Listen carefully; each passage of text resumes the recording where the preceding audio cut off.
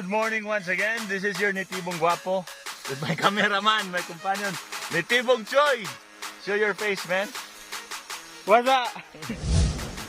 Now, we are here in the middle of the forest. As you can see, behind my back is a forest land. It's a part of 5,000 square kilometer land area of Malitbog, Bukidnon. And now we are going to search the falls here. So there's no way out. We need to make our own way. Actually, this falls is undiscovered and yet amazing. Come on, join us.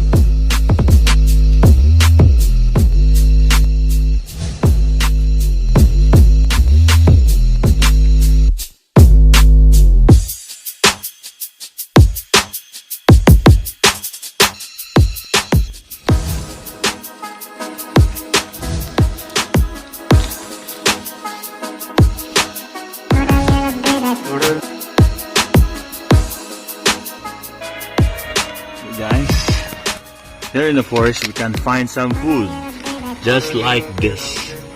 Yes, in our vernacular, especially in Bukidnon, we called it as labo. Yes, just the same as love you.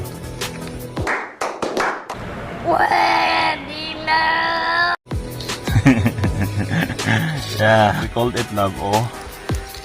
This one, but actually, if you find this one, you cannot eat it. This one immediately.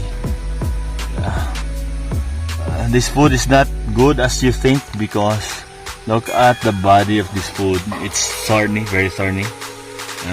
It means to say that every food which is thorny, it's poisonous. But you can still eat this one in a good process. Yeah, you need to put it in the flowing stream for 24 hours. You need to chop that one, a very tiny chopping, and then let it flow in the stream for over 24 hours.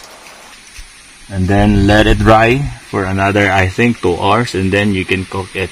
Only pure lumads can eat this one because they know how to prepare it properly. This is labo again. This is labo or love you.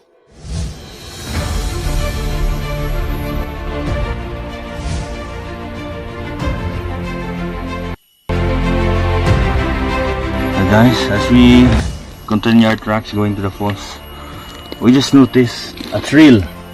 Not a human trail, but a pig trail or a wild boar. There's steps here and evidence of the wild boar steps. Like that. This one is a wild boar. This one. This really a tracks of a wild boar. So maybe we can set up our tracks here and that's it. But it's against the law, so just let them running around. We are still very far from our destination. It's been 2 hours now, 2 hours already of our trail. Hopefully we are getting close to the falls. Let's go.